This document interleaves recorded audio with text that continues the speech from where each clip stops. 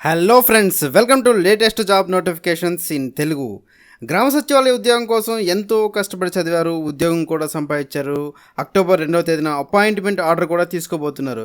మరి అందరి మనసులో ఒకటే సందేహం ఉంది. అదేంటంటే రేపు ఉద్యోగంలో జాయిన్ అయ్యాక ఎలాంటి రూల్స్ అండ్ రెగ్యులేషన్స్ ఉంటాయి, ఈ జాబ్ పర్మనెంటా టెంపరరీయా, ఇలా ఎన్నో సందేహాలు మనసులో ఉన్నాయి. సో ఆ సందేహాలన్నిటికీ నేను ఈ వీడియోలో సమాధానం చెప్పబోతున్నాను. So let's start our video. So ఈ నోటిఫికేషన్ మీరు డౌన్లోడ్ చేసుకుని మీరు కూడా చెక్ చేసుకోవచ్చు. ఆ లింక్ని నేను డిస్క్రిప్షన్లో ఇస్తున్నాను. ఈ నోటిఫికేషన్లో మనం కేవలం టర్మ్స్ అండ్ కండిషన్స్ మాత్రమే డిస్కస్ చేసుకుందాం. సో ఫ్రెండ్స్, ఇప్పుడు మీరు చూస్తున్నదే టర్మ్స్ అండ్ కండిషన్స్ సంబంధించినటువంటి నోటిఫికేషన్. ఈ నోటిఫికేషన్ని మనం ఎలా డౌన్లోడ్ చేసుకోవాలనే విషయాన్ని కూడా నేను చివరిలో మీకు చెప్తాను. సో ఇక్కడ మనం గమనించినట్లయితే చాలా వివరాలు ఇచ్చారు, మనకు అవన్నీ అవసరం లేదు. ఇప్పుడు ఈ వీడియోలో మనం కేవలం టర్మ్స్ అండ్ కండిషన్స్ మాత్రమే డిస్కస్ చేయబోతున్నాం.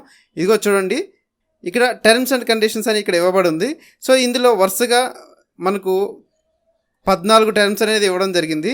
సో ఈ 14 టర్మ్స్ని కూడా నేను మీకు ఇంగ్లీష్లో అలాగే తెలుగులో కూడా వివరిస్తాను. ఈ వీడియోని చివరి వరకు ఖచ్చితంగా చూడండి. అప్పుడే మీకు ఈ పూర్తిగా టర్మ్స్ కండిషన్స్ ఏమున్నాయి, మనం ఉద్యోగంలో జాయిన్ అయ్యాక ఎలా ఉండాలి అనేది మొత్తం తెలుస్తుంది.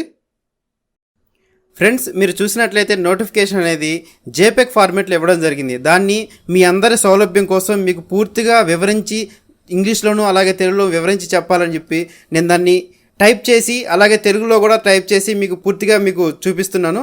దీన్ని పాయింట్ టు పాయింట్ మీకు వివరిస్తాను, మీరు కూడా ఇక్కడ చదువుకోవచ్చు. ఇప్పుడు మొదటి పాయింట్కి వస్తే, that the appointment is purely temporary and likely to be terminated at any time without prior notice and without assigning any reason for here. ఇది తెలుగులో ఏంటంటే, నియామకం పూర్తిగా తాత్కాలికమైనది, ముందస్తు నోటీసు లేకుండా మరియు అక్కడ ఎటువంటి కారణాలను కేటాయించకుండా ఎప్పుడైనా ముగించే అవకాశం ఉంది. అంటే దీని అర్థం ఏంటంటే, మనము జాయిన్ అవ్వబోతున్నది కేవలం తాత్కాలికమైనది, temporary job. Provision period 2 years ఉంటుంది.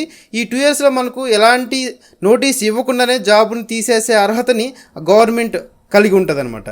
Next second point, that he or she will be paid 15,000 rupees per month on consolidated pay for a period of 2 years. On satisfactory completion of 2 years period of provision, he or she will be given regular scale of pay. ఇది తెలుగులో ఏంటంటే, అతను లేదా ఆమె 2 సంవత్సరాల కాలానికి ఏకీకృత వేతనంతో నెలకు 15,000 రూపాయలు చెల్లించబడుతుంది.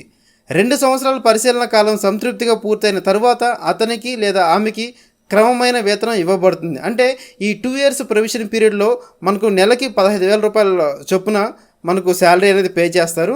ఆ 2 years పీరియడ్ అనేది అయిపోయిన తర్వాత మనకు రెగ్యులర్ బేసిస్లో మనల్ని పర్మనెంట్ చేస్తూ రెగ్యులర్ బేసిస్లో మనకు శాలరీ అనేది పడుతుంది. 2 years మాత్రం 15,000 మాత్రమే నెలకు వస్తుంది. ఆ తర్వాత మనకు ఇంక్రిమెంట్స్ అనేవి 2 years తర్వాతే మనకు ఇవ్వబడతాయి అన్నమాట. నెక్స్ట్ థర్డ్ పాయింట్ ఏంటంటే, he or she will be probation for a period of 2 years from the date of joining on the said post. The period of probation may, however, be extended at the discretion of the competent authority as regards at the other matters relating to probation. He or she shall governed by the conditions laid down under AP state and subordinate service rules and other rules and instructions in the regard by the government from time to time. దీని అర్థం ఏంటంటే, ఆమె లేదా అతను చెప్పిన పోస్టులో చేరిన తేదీ నుంచి 2 ఏళ్ల పాటు పరిశీలనలో ఉంటారు. అయితే పరిశీలన కాలం సుదీర్ఘ అధికారం యొక్క అభిష్టానుసారంగా పొడిగింపవచ్చు. పరిశీలనకు సంబంధించిన ఇతర విషయాలకు సంబంధించిన అతడు లేదా ఆమె ఏపీ స్టేట్ మరియు సబార్డినేట్ సేవా నియమాలు మరియు ఇతర నిబంధనల ప్రకారం నిర్దేశించిన షరతు ప్రకారం నిర్వహించబడుతుంది. ఈ విషయంలో ప్రభుత్వం ఎప్పటికప్పుడు సూచనలు ఇస్తుంది. అంటే మనం ఈ 2 years ప్రొవిషన్ పీరియడ్లో మన సర్వీస్ అనేది మనం సక్రమంగా చేయని పక్షంలో వాళ్ళు ఈ 2 years ప్రొవిషన్ని ఇంకా ఎక్స్టెండ్ చేసే అధికారం వాళ్ళు కలిగి ఉంటారు. ఇది థర్డ్ పాయింట్.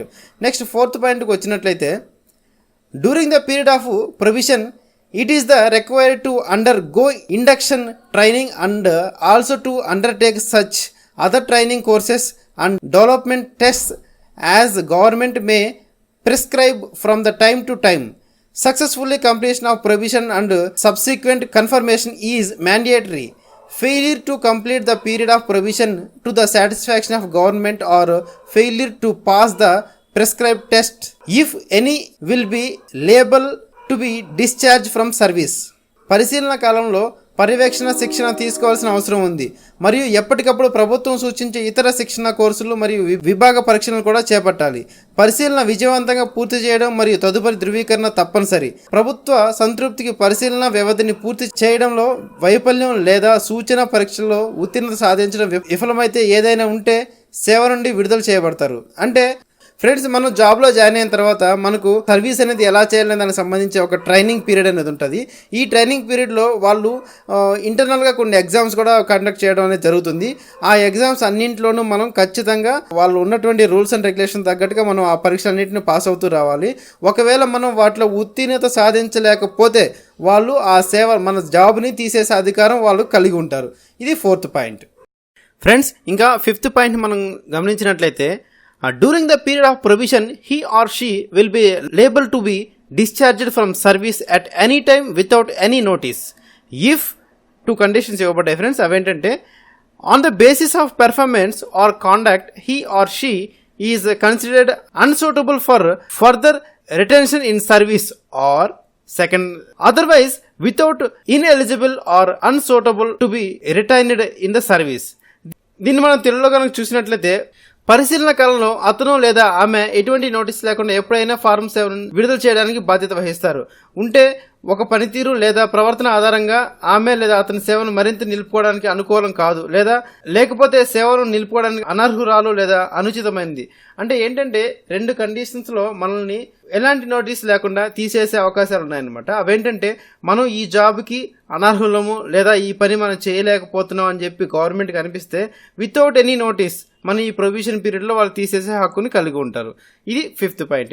నెక్స్ట్ 6th పాయింట్కి వచ్చినట్లయితే, that this appointment is provisional subject to verification of character, antecedents and social category, community, tribe against which this section has been made. If at any stage information provided by the candidate is proved as a false or certificate furnished in the respective qualification, that is local, area, caste, PHC, ex-serviceman, sports, etc. are found to be non-genuine, bogus, or if any false information is given in the antecedents, verification from this provisional appointment will be cancelled, for with the criminal or legal action will be taken.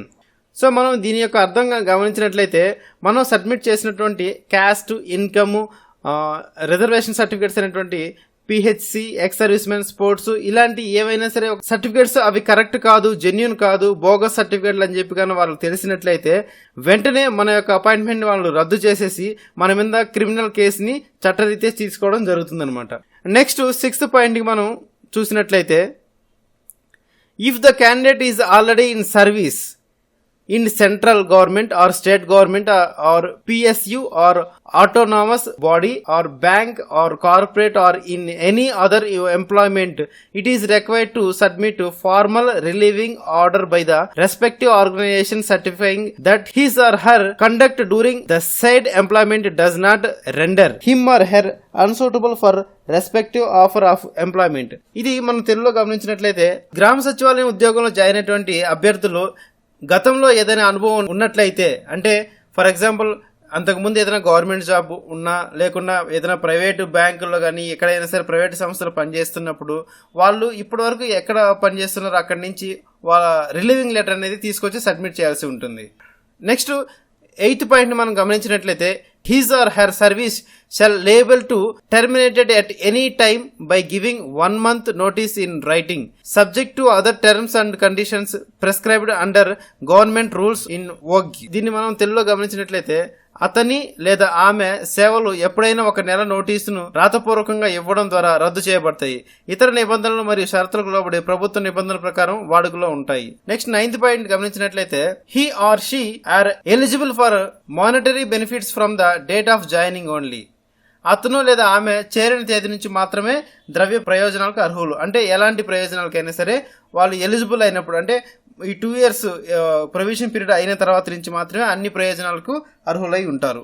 Next 10th point మనం గమనించినట్లయితే, the appointment of the individual is subject to the result of court cases pending, if any in the APET or Hindi court of AP, Supreme Court of India, వ్యక్తి నియామకం AP లేదా supreme court యొక్క ఏపీఏటి లేదా high court pending లో ఉన్న court case ఫలితాన్ని లోబడి ఉంటుంది.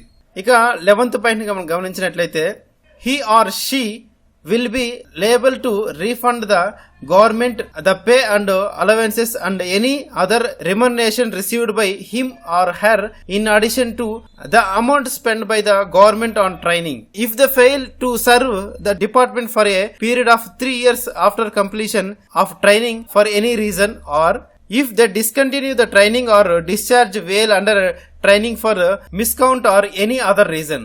దీని అర్థం ఏంటంటే అతను లేదా ఆమె ప్రభుత్వానికి శిక్షణ కోసం ఖర్చు చేసిన మొత్తానికి అదనంగా చెల్లించాల్సిన వేతనాలు మరియు భత్యాలు మరియు అతని లేదా ఆమె అందుకున్న ఇతర వేతనాలు ప్రభుత్వానికి తిరిగి చెల్లించాల్సిన బాధ్యత ఉంటుంది. అది ఎలాంటి సందర్భంలో అంటే ఏదైనా కారణాల వల్ల శిక్షణ పూర్తయిన 3 సంవత్సరాల కాలానికి వారు విభాగానికి సేవ చేయడం విఫలం అయితే, లేదా వారు శిక్షణ నిలిపేస్తే, లేదా దుష్ప్రవర్తన లేదా ఇతర కారణాల వల్ల శిక్షణ ఉన్నప్పుడు డిశ్చార్జ్ అయితే. ఇక 12వ పాయింట్ మనం గమనించినట్లయితే he or she has to produce the physical fitness certificate issued by medical officer not below the rank of civil assistant surgeon of government hospital in original at the time of joining into duty. దీని అర్థం ఏంటంటే అతను లేదా ఆమె డ్యూటీలో చేరే సమయంలో ప్రభుత్వ ఆసుపత్రి సివిల్ అసిస్టెంట్ సర్జన్ ర్యాంకులో లేని మెడికల్ ఆఫీసర్ జారీ చేసిన శారీరక దృఢత్వ ధృవీకరణ పత్రాన్ని సమర్పించాలి. నెక్స్ట్ 13th పాయింట్ మనం గమనించినట్లయితే other conditions of service will be governed by AP state subordinate service rules AP applicable to the candidate which are forced and as amended from time to time. దీని అర్థం మనం గమనించినట్లయితే సేవ యొక్క ఇతర షరతుల అభ్యర్థికి వర్తించే విధంగా ఏపీ స్టేట్ మరియు సబార్డినేట్ సర్వీస్ నిబంధనలచే నిర్వహించబడతాయి. అవి అమల్లో ఉన్నాయి మరియు ఎప్పటికప్పుడు సవరించబడతాయి. నెక్స్ట్ 14th పాయింట్ మనం గమనించినట్లయితే he or she directed to report for duty in posted place within 30 days from the date of receipt of this order, failing which the appointment is liable to be cancelled and his or her name will be deleted from the list of selected candidates. Further, he or she is directed that if she or he relinquish he or she claimed for appointment, he or she decision must be sent to the concerned appointment authorities within stipulated period.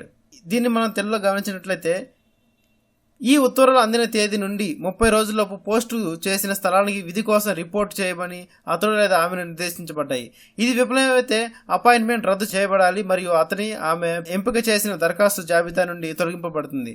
అతను లేదా ఆమె నియామకం కోసం అతని లేదా ఆమె దావాను వదులుకుంటే అతని లేదా ఆమె నిర్ణయాన్ని నిర్ణీత వ్యవధిలో సంబంధిత నియామకాల అధికారాన్ని చెప్పాలి.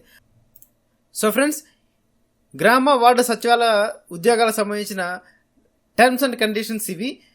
మరిన్ని తాజా సమాచారాలు తెలుసుకోవడానికి ఈ వీడియోను లైక్ చేసి షేర్ చేయండి. అలాగే సబ్స్క్రైబ్ చేసుకున్న వాళ్ళు సబ్స్క్రైబ్ చేసుకోండి. మరో తాజా సమాచారం తెలుసుకునేంత వరకు సెలవు. జై హింద్.